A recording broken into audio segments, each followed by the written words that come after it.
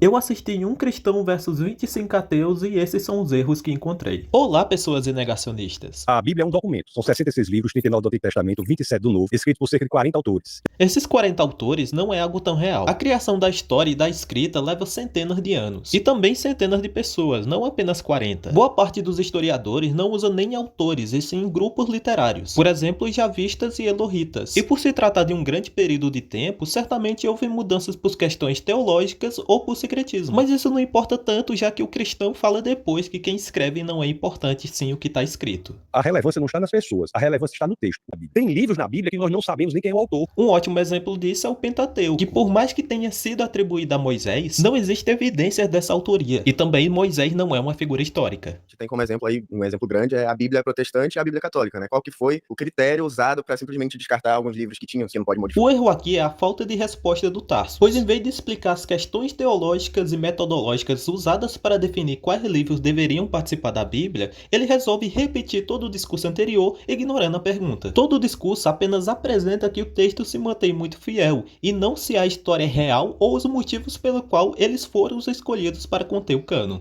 O que pega na Bíblia é o seguinte: tem 20 livros que foram excluídos que falam sobre Lilith. Isso é fanfic, uma lenda moderna. Não existe essa tal Lilith, primeira mulher de Adão. O nome só aparece em algumas traduções ruins em Isaías 34:14. Mas o termo se refere a uma criatura noturna, ou o demônio da mitologia mesopotâmica. Mas a história de Lilith surge apenas como uma cultura pop. A ciência moderna, ela só aparece de forma relevante em países de matriz cristã. Isso é uma visão totalmente eurocêntrica. Praticamente toda a matemática foi desenvolvida em países não cristãos. Do século 8 ao XV, o centro científico foi países islâmicos. E China, junto com o Egito, tem vários ganhadores do Nobel. As tecnologias mais modernas surgem em países asiáticos. Ele ignora que, na realidade, os avanços mais importantes da ciência foram feitos ao separar questões teológicas das científicas, como a Revolução Copernicana, a evolução e a cosmologia moderna. A verdade é que a ciência se desenvolve quando há pluralismo de ideias, e é uma falsa analogia dizer que, por ter surgido em um país cristão, é responsabilidade do cristianismo. O intuito de encontrar padrões de inteligência no mundo pressupõe que o mundo é organizado inteligentemente e, portanto, por uma mente inteligente. Isso é da ciência. Não, isso é design inteligente e uma pseudociência. Ele foi criado para tentar colocar religião dentro das escolas dos Estados Unidos. O intuito jamais foi científico. Nós temos aqui nas universidades, que foi por onde o senhor começou falando, uma predominância anticristã. Sai do fake, Wikileon. Tá assistindo muito Deus Não Está Morto. A maioria das pessoas em faculdades são cristãs, então essa predominância não faz o menor sentido. Na verdade, o que temos é casos e mais casos de intolerância religiosa contra pessoas de matriz africana, e em todo canto, não somente em faculdades. O Estado laico é uma conquista do cristianismo. Lutero tem cartas escritas à princesa da Saxônia defendendo que o homem deveria ser livre para ensinar por qualquer livro, inclusive a Bíblia. Ao longo desse debate, o pastor vai utilizar muito algo chamado cherry picking. Ele vai selecionar informações que são favoráveis a seu ponto e ignorar o que vai contrário ao seu ponto. Perceba que ele seleciona uma frase sem contexto de Lutero e ignora que ele apoiava que os governantes fossem cristãos e tomassem a fé cristã como forma de governo. Além do que, Lutero perseguia outras religiões por questões religiosas, como o judaísmo, dizendo que eles eram traidores de Cristo, e apoiou que eles fossem expulsos ou obrigados a trabalho forçado. Só faltou o bigode. O conceito moderno de Estado laico é conquista do iluminismo, e antes do cristianismo, a República Romana e o seu império tinham liberdade de culto.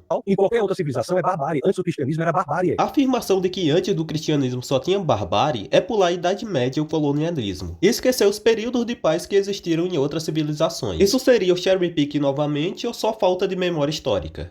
Onde tem cristianismo é que nós temos liberdade, prosperidade, que nós temos a possibilidade de sermos quem nós gostaríamos de ser. Espanha, 1939. Nacional-catolicismo, perseguição a opositores, censura e supressão de outras religiões, com o apoio da igreja. Também com esse apoio teve a ditadura de Antônio Salazar, usando Deus, Pátria e Família como lema. Na Argentina, em 1976, tinha uma junta militar que se declarava cristã e ocidental. Pinochet no Chile, Alemanha e Itália na Segunda Guerra, todos aconteceram em países cristãos. Não é o cristianismo que traz a liberdade, é a democracia, é a política. Vai fazer uma passeata na Rússia, na China, para ver o que acontece, num país islâmico. Só existe parada por exemplo, em países de matriz cristã. Mais de 80% dos russos são cristãos. Na China, há protestos por direitos LGBT sem repressão. Países islâmicos são muitos. Alguns não têm proibição, porém são um exemplo perfeito para demonstrar como a religião pode ser utilizada para criminalizar minorias. Grande parte dos países que sofreram o colonialismo e mantém maioria cristã é contra direitos LGBT. Uganda, Nigéria, Gana, Quênia, Zâmbia, Tanzânia, Malawi, Libéria, Camarões, Etiópia, Jamaica, Domênica, Papua Nova Guiné, Ilha Salomão, entre vários outros. Vá fazer passeata LGBT lá. Agora você pode fazer na Índia, na Tailândia, em Taiwan, no Nepal, no Japão e bater leque até em Israel. Mas, de fato, a igreja algumas vezes não foi apenas má, mas foi perversa. Mas nós estamos falando aqui do cristianismo. Quando a instituição faz faculdade, é mérito do cristianismo. Quando a instituição faz besteira, não é o cristianismo. Entendo que não devemos definir uma religião pelas pessoas e sim pela doutrina. Mas pelo visto o pastor não está sabendo disso. Existe um verbo em hebraico, o verbo bará. Você veja que essa tese, o uso do verbo bará, é uma tese revolucionadora. Por quê? Porque o verbo bará é criar, mas não é criar de qualquer maneira. É criar a partir do nada. Ele está trazendo o verbo como um ex nihilo. Mas essa é uma visão teológica pós-bíblica da teologia sistemática. Não é a visão de quem escreve ou cria a história. No texto, o divino está organizando o caos e não criando as coisas do nada. Bará em Gênesis seria melhor traduzido como dar forma ou separar. E o termo é usado em poucos casos justamente para não humanizar os atos divinos. Obviamente, existem questões teológicas que levam ao ex nihilo, mas a questão é, ele estava debatendo com um ateu. O ateu não leva isso em consideração porque ele não acredita. E trazer essa visão de maneira histórica é anacrônico. Assim como também é anacrônico dizer que Gênesis está tratando do início do universo. O Tassos vai usar essa ideia de vir do nada para defender que isso está de acordo com a ciência. Observe. Isso foi a conclusão a que chegaram os cientistas em meados do século passado, quando disseram que a matéria, o espaço, o tempo e as próprias leis da natureza vieram a existir a partir do nada. Ninguém na ciência diz que as coisas vieram do nada. Isso vai até contra alguns princípios da física. O pastor simplesmente lança um espantalho do tamanho do Everest e diz que é ciência. E ele utiliza esse espantalho para embasar boa parte dos argumentos deles, o que desqualifica metade do discurso. O Big Bang não fala que vem do nada, a evolução não fala que vem do nada, nenhuma teoria da ciência diz que algo vem do nada. E o erro é maior porque ele tenta utilizar o argumento de Kalam com base nisso e não através de uma defesa filosófica. Qualquer livro que você pegar, da Grécia Antiga até o idealismo alemão, em meados do século passado, dizia que o universo existia desde sempre. O único livro que dizia o contrário era a Bíblia. Estoicos, epicuristas, Giordano Bruno, Newton, Aristóteles argumentando que o universo não teve um começo nem terá um fim. A ideia do universo sempre existir já existia. Inclusive era defendido por alguns filósofos cristãos. Mas a cabeça do pastor funciona assim. Se eu não conheço, logo não existe. A Bíblia em si é um livro montado. E lá da época lá do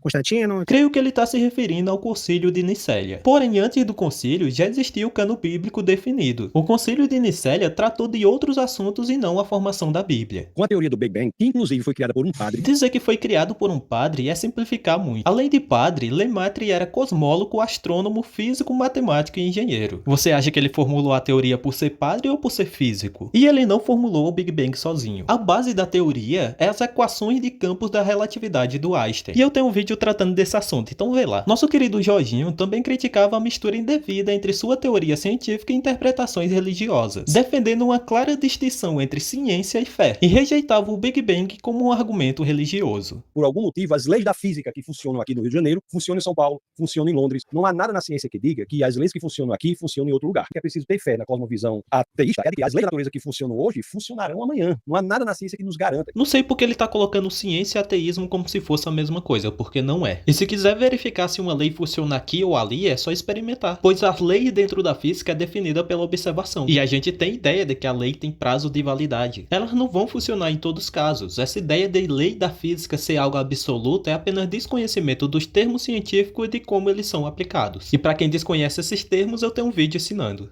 Você sabe que existem 122 características que são milimetricamente sintonizadas para que a vida na Terra seja possível? Não é somente 122. A vida na Terra possui características únicas, e se há vida fora da Terra, ela tem características diferentes. Além de que, essas características podem variar bastante. Não é como se a constante gravitacional fosse mudar 5% e o universo deixar de existir. A vida possui as características que ela tem porque ela se adaptou a essas condições. E olha que elas nem são tão boas. O que o pastor faz é pegar um buraco no chão e dizer que ele foi feito perfeitamente para acomodar a água da chuva. A água se encaixa no buraco, assim como a vida se adapta ao planeta, e não o planeta que se adapta à vida. Por que não pode existir por acaso? Porque a chance de você alinhar 122 características por acaso é de 1 chance em 10 elevado a 138. Não é por acaso. Existem padrões naturais, processos físicos e químicos que favorecem o surgimento de moléculas orgânicas. Mas de onde ele tirou esse 10 elevado a 138? Provavelmente de alguma palestra de design inteligente. Mas eu desafio a mostrar esses cálculos. Geralmente, quando tem essas afirmações para defender o ajuste fino, o que eles fazem é pegar um número de variáveis e apenas fazer uma fatoração. E quem entende de probabilidade sabe quanto isso é ridículo, pois as variáveis são ligadas umas das outras e existem condições entre elas que pode adicionar ou remover informações. Tá, então existe um princípio da matemática chamado princípio de Borel. O que é que o princípio de Borel diz? O princípio de Borel diz que 1 chance em 10 elevado a 50 é impossível. É sempre o mesmo copia e cola. Vamos esclarecer. O princípio de Borel basicamente fala que na prática, uma chance menor que 10 elevado a menos 50, pastor, é impossível por ser uma chance muito pequena. E ele apenas é utilizado em escalas específicas e em processos puramente aleatórios. A vida não se aplica nesse critério. Existem fatores seletivos que favorecem ela. Vamos demonstrar na prática. Aqui temos duas simulações feitas pelo meu amigo Monteiro, que é estudante de ciência de dados. Aqui a gente vê uma simulação sem fatores seletivos de 5 grupos de 1 milhão de pessoas jogando cara ou coroa. E eles não chegam a resultado nenhum. Agora colocando apenas um fator de seleção, ele chega a um resultado em poucas jogadas. Isso usando apenas um fator. No nosso universo a gente tem vários e vários fatores. E eles são ignorados pelos números ridículos que o pastor inventa. Isso como eu também não acho correto Deus mandar matar as crianças que zoaram o cara que era careca. Tá? Onde foi ter isso? Não tem isso na Bíblia? Eu não sei onde é que é isso, queria saber. Tá em 2 Reis capítulo 2 do 23 ao 24. Esses calvos são muito estressados. E eu também fiquei, porque eu tive que ver um cristão cheio de argumentos falaciosos tirado de livro de design inteligente